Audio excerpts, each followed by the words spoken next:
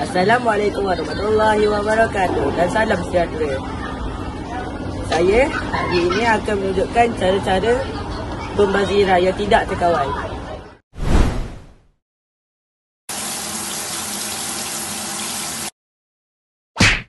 Apa kau buat ni? Nak siram pokok. Jangan berhenti. Kenapa? Tutup. Membazir. Apa lah kau ni? Dengan air hujan, kita dapat mengumpul air yang sangat banyak.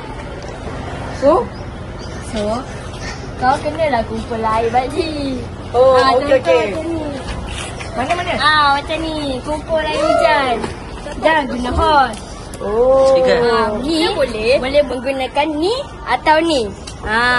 Ini daripada hasil air hujan. Kita boleh gunakan dua benda ni.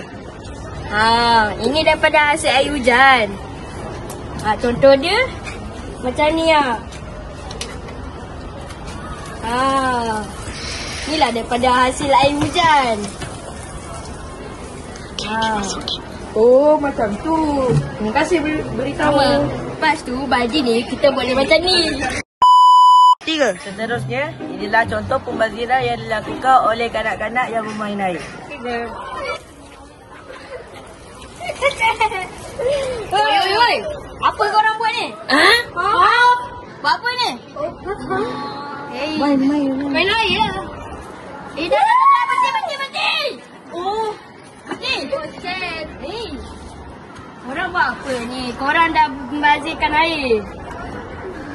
Lepas tu? Macam mana kalau bila air tu menaik? Korang nak bayar? Panak. Nak bayar? Janganlah membazir air. Inilah cara untuk mengelakkan pembaziran yang dilakukan oleh seorang budak tadi. Jom jimat air! Terima kasih.